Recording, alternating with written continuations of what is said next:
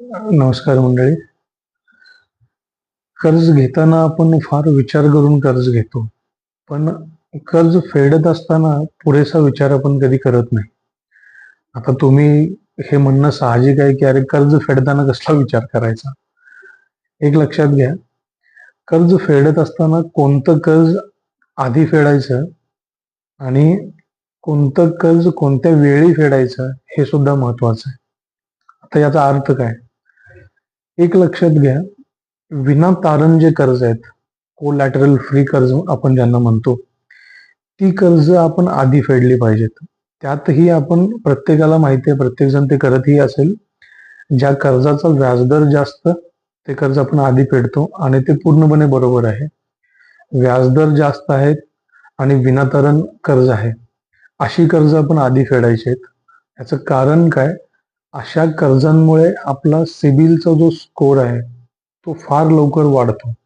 जर तुम्ही personal loan घेतलं असेल किंवा कोलॅटरल फ्री लोन घेतलं असेल ज्याचा व्याजदर जास्त आहे, असं कर्ज जर तुम्ही फेडलं तर तुमचा सिबिल रेट हा जास्त अंकांनी वाढलेला दिसेल.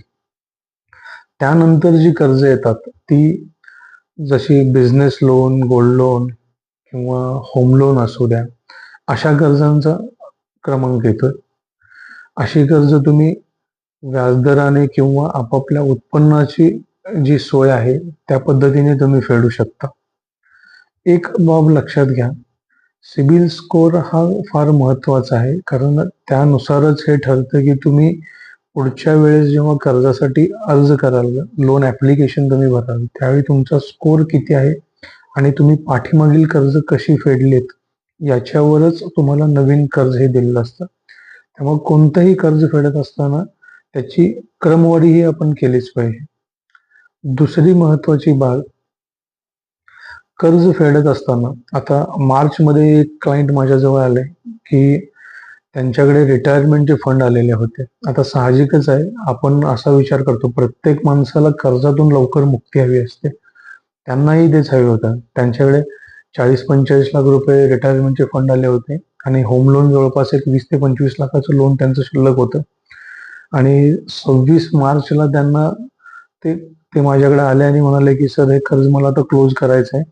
त्याची इन्कम टॅक्सची सूट काय मिळणार आहे याच्यात मला आता पडायचं नाही, पण मला मानसिकदृष्ट्या मुक्ती हवी आहे. मी त्यांना एकच सल्ला दिला की तुम्ही कर्ज, तुमचं म्हणणं आहे कर्ज आपण फेडूयात, मी असं बोलणार नाही की त्याची इन्कम टॅक्सची सूट मिळेल, तुम्ही कर्ज ठेवा. हा सल्ला मी तुम्हाला आता देणार नाही. कर्ज तुम्हाला फेडायचं आहे. फक्त तुम्ही एक काम करा, 31 मार्च नंतर हे आपलं कर्ज फेडा.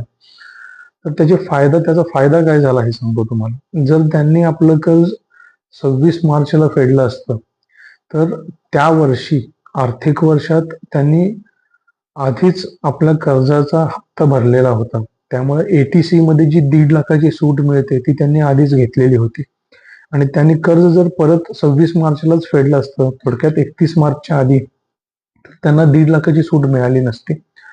म्हणून मी त्यांना काय सल्ला दिला की तुम्ही 31 मार्चच्या नंतर कर्ज फेडा. त्यामुळे झालं काय, यावर्षी सुद्धा 1.5 लाखाची सूट ही मला आधी मिळालीच होती आणि पुढील वर्षी नेक्स्ट इयर मध्ये जेव्हा मी हे कर्ज फेडतोय त्या वर्षी सुद्धा मी मुद्दलाचं रिपेमेंट जे आहे, लोन रिपेमेंट, ते मी पूर्ण केल्यामुळे त्या वर्षी सुद्धा माझं 1.5 लाखाची सूट मला मिळाली. आणि त्या 1.5 लाखाच्या सुटीमुळे 20% किंवा 30%च्या स्लॅबमध्ये जर तुम्ही असाल इन्कम टॅक्सच्या, तर जवळपास तुमचा 30,000 ते 45,000 इतका टॅक्स वाचला जातो. आणि झालं तसंच, त्या व्यक्तीचा 30,000 रुपयाचा टॅक्स हा 6 ते 7 दिवस लोनचं रिपेमेंट लेट केल्यामुळे झालं. त्यामुळे कर्ज भरत असताना कोणतं कर्ज भरायचं आणि कधी भरायचं याचा सुद्धा निर्णय आपण योग्यरित्या आणि योग्य सल्ल्याने घेतला पाहिजे. धन्यवाद.